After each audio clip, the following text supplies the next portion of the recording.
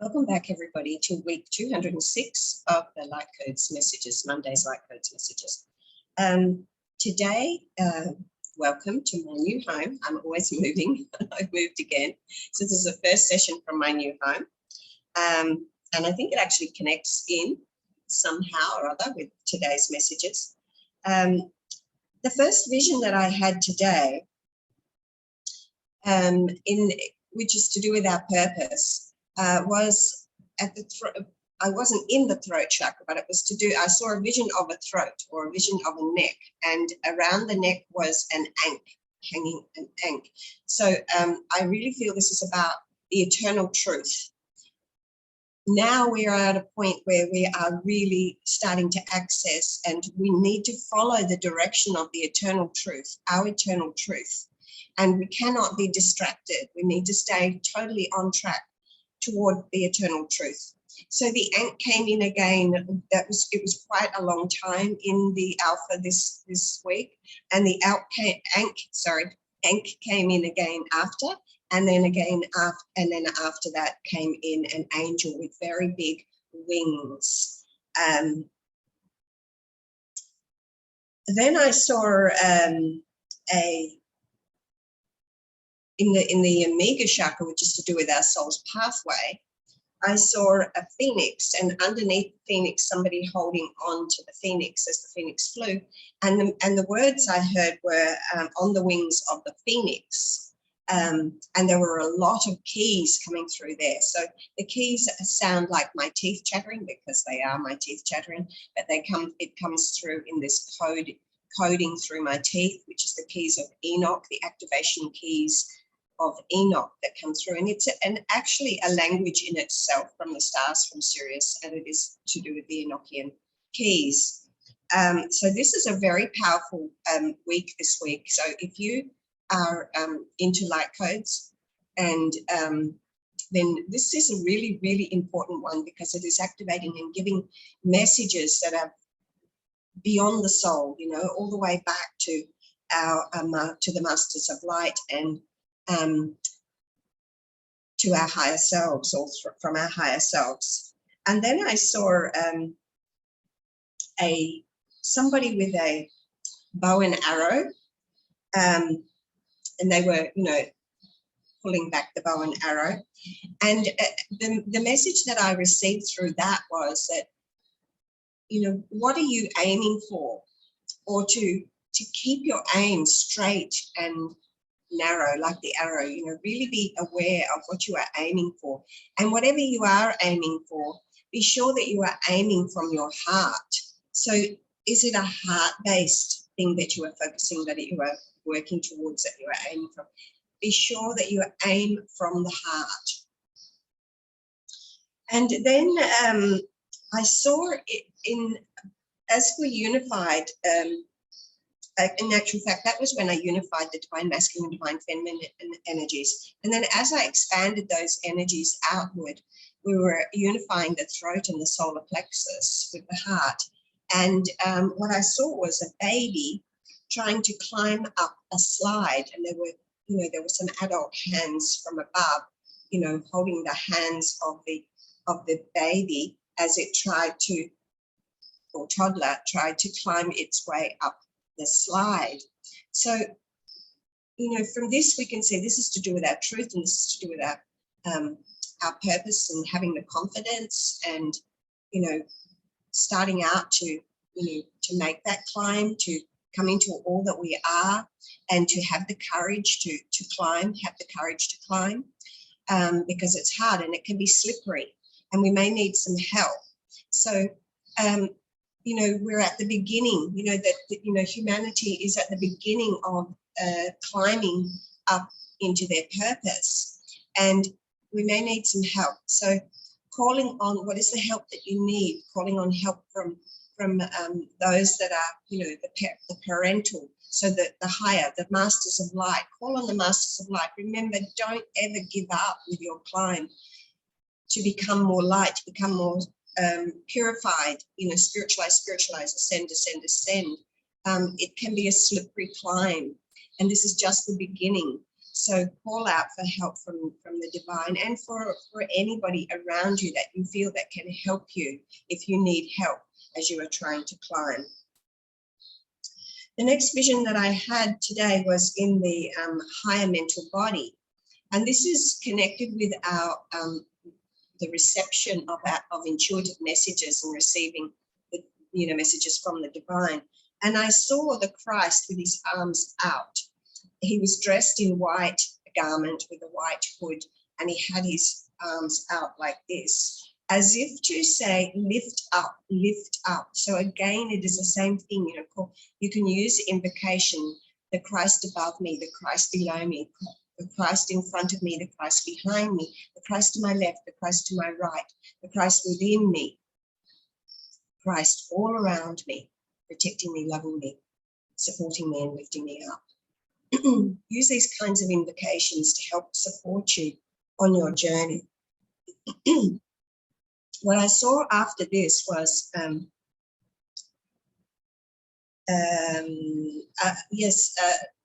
it was somebody drinking from, I think, drinking, and the message was, drink in the light, drink in the light, just continue to drink in the light. After this, I saw Jesus, and he was on a, it was sort of fluctuating in and out, and he was on either a horse or maybe it was a mule. I don't think it was a donkey, but I couldn't get, he was riding something, but Jesus was coming in. And what I saw after that was very clearly, which is what kind of confused me, because he was riding in on this horse or mule or something, and then something was really in my face, and I was like, wasn't sure if it was a horse, but I think it was a camel. And this camel was really coming at me, totally coming forward towards me. And then I noticed it, and the camel was white, and there was a rider on this camel, and a master kind of rider, looked like one of the wise men or whatever, dressed in, that's the kind of dressing. So I know it's a master that was riding in on the camel. Now the camel can go a long way and can drink a lot of water, go a long way without water. So this is to do with, the journey of the mastering the emotions and being able to, make that journey to ascend, because we have to ascend through the emotions first and foremost before we get to ascending through the mind and continuing on. So that camel is saying it's been a long journey, but the support is there with you, and you are doing it. The fact that this has come forward is showing that how far we have come. We have come a long way, and the camel can go a long way. So after this, I had a vision that really affected me emotionally, and is kind of still affecting me emotionally. But the emotion that is touching the divine, that pure unconditional love that really opens you up and just brings tears, and it's activating something within me. You might be able to hear it in my voice. I can feel it in my voice. I tend to get a croaky voice when big light influxes are coming through. So I saw thousands and thousands of lost souls all lined up.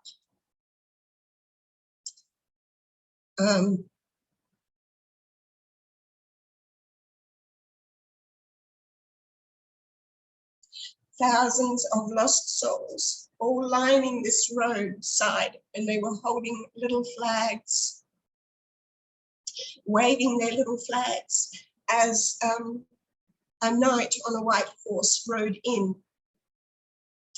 And this rider, he's bringing forward a message, but he is also riding in as he leads a new light in. He kept looking back, and I saw a great amber light coming behind him, massive amber light, like fire almost, but it was light, and it was coming forward. And I want to read something to you. It comes from the Bible. Many years ago, at the very beginning of my before Luxor Light came through, before I was gifted with the frequencies of Luxor Light, my youngest son was just, I think he was about 3. And it was an evening, and I was putting washing in the washing machine, and he was standing beside me, and he said, "Mummy, why?" He said, "Mummy, I have a good boss." And I said, "Really, love? You have a good boss?" He said, "Yes, I have a good boss." I said, "That's good." And he said, "Yeah, he gave me just the right mum and just the right dad and just the right brother and just the right sister." And I knew he was talking about God. And I said, "Sorry about the emotion, people, but this is really touching me." He said, I said, "What does this boss look like?" And he said, he's wearing, at the time, Taylor is my young son's name, he was wearing a little pair of orange shorts and an orange t-shirt. And he looked down and he said, "Oh, he's wearing like orange, like this." And he goes down his legs and he's wearing orange. Oh, actually, everything is orange. He's just wearing orange everywhere. Now, at the time, I had a colour therapy school and I was teaching colour therapy. And I think it was the next day I was teaching. And so, of course, I looked up, what does this orange mean that he's talking about with God? And I found the verse that I'm going to read to you now. It's from Ezekiel 1, chapter 1, verses 27. I saw that from what appeared to be his waist up, he looked like glowing metal, as if full of fire, and that from there down he looked like fire, and brilliant light surrounded him. I'll read a few different versions. From what appeared to be his waist up, he looked like gleaming amber, flickering like a fire, and from his waist down he looked like a burning flame, shining with splendor. And another one, and upward from what had the appearance of his waist, I saw as it were gleaming metal, like the appearance of fire enclosed all around, and downward from what had the appearance of his waist, I saw it as if it were the appearance of fire, and there was brightness around him. And all of these different versions, all the same thing, talking about the amber light as the coming, I guess, or, I don't know what it is, but anyway, it's coming. And this is a really powerful message today. It really touched me so deeply. And let's get on with the cards and get it back into stillness. So the first card today is card number 19. And today is actually, if you do your the numerology in just adding up each number, it's a 1910 day. And so this is be decisive. Be decisive. Number 19, be decisive. Straight down the middle, really be conscious of what you are doing. Be absolutely decisive. Know what you're doing. Know that you want to make this climb. Know you want to make these transitions. Know that this is the path for you, and that nothing can sway you. There is no either or. There is just this one way. And the next card, the 8 of Fire. Events moving at fast pace. Delays are over. Many things happening at once. So this is really, things are really speeding up now. Interestingly, I'm wearing amber-coloured clothing and earrings today. Be in tune, be in alignment. Everything will happen in accordance. You will wear the colours, you will see things, you will have the signs, everything is going on. In the solar plexus today, happiness, the flowers, the basket of flowers, happiness and joy, everything coming forward, everything turning out just right. Everything always turns out right. And in the heart chakra today, card number 3, which is the Christ energy.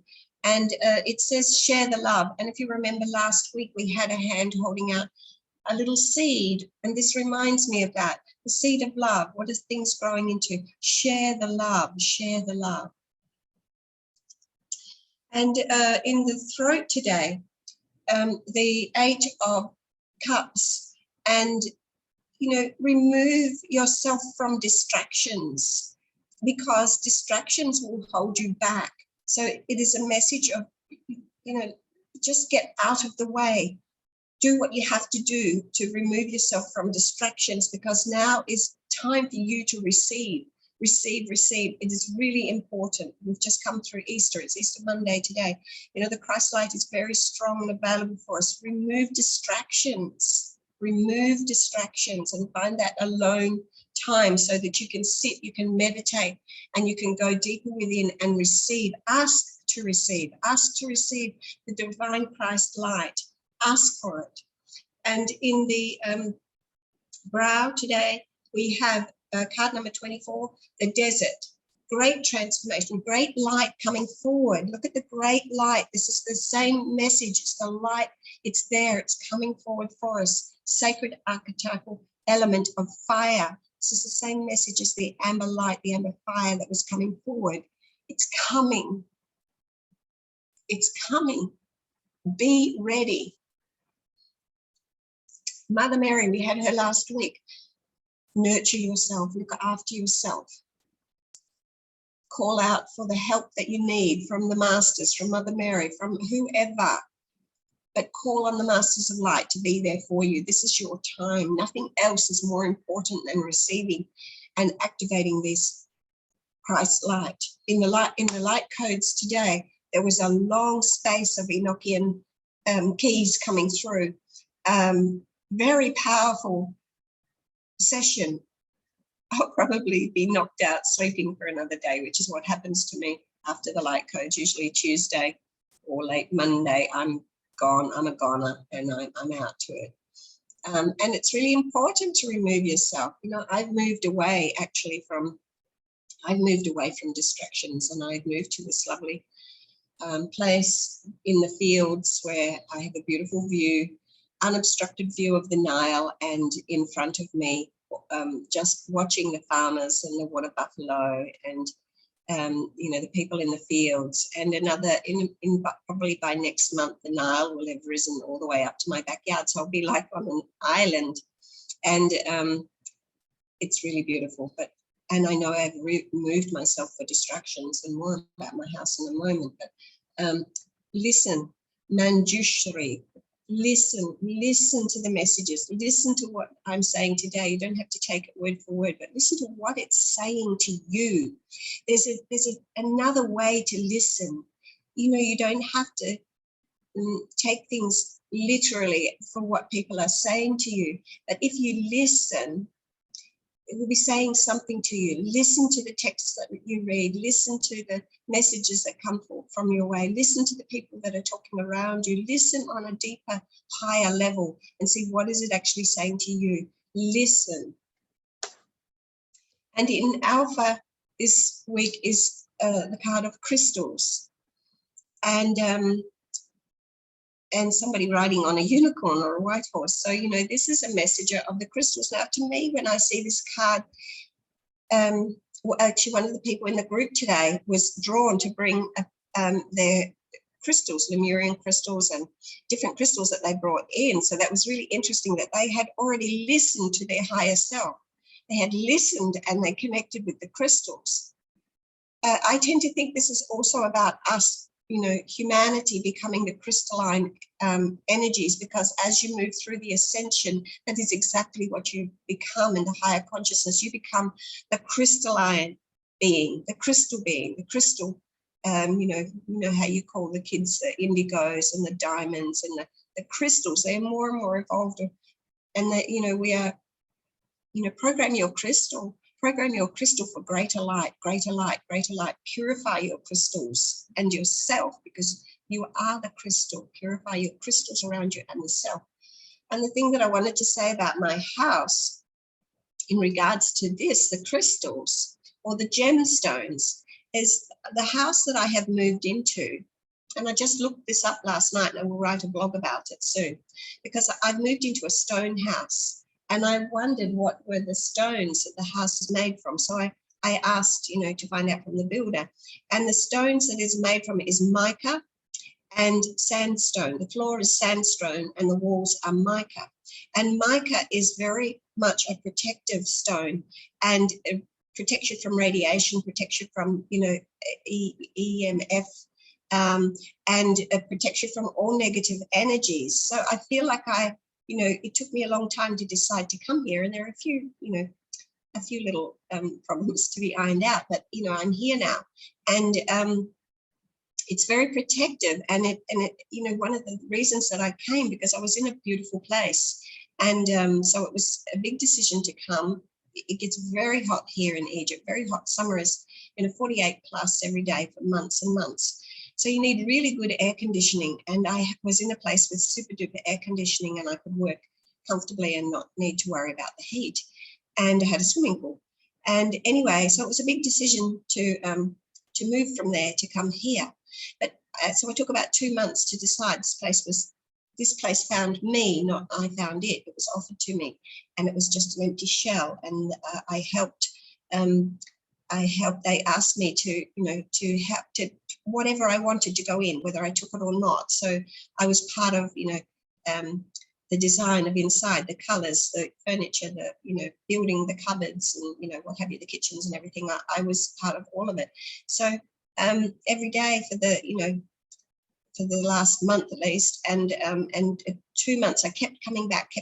And every time I came here, I would sit on the roof and look at the Nile, and I didn't want to go home. It just brought me into such a place of stillness. And I kept thinking, whatever that, because it's further away, and, you know, I have to walk everywhere. I don't drive here in crazy Egypt. So, you know, I'm further removed. It's a lot further to walk, and I will be cut off from the track that goes to town when the Nile comes up. So there were lots of things to consider that will make life possibly a little bit harder. But overall, I just felt so relaxed, and I didn't want to leave every time I came. So I made the decision to come. And mica apparently brings you into that state of calm and stillness. It's fantastic for meditation. I'm in, the whole building is built from mica. And the floor is sandstone, and the sandstone, so the mica and the sandstone, they both come from Aswan. So that beautiful energy of Aswan, the divine mother, you know, that divine mother energy, Isis energy, is here and in my home. And the floor, the sandstone floor, is also, you know, protective. And I can't remember the rest of it, but I'm going to write a blog about it. So, you know, listen to the signs. I really did struggle, and you know, where I am, it's the end of the village, which means that the electricity is very, very weak, and so the air conditioning is struggling. And summer is going to be super hot, and I really don't know, but for however long I can manage to be here, I'm going to be here and soak up this time. You know, it's unbearable.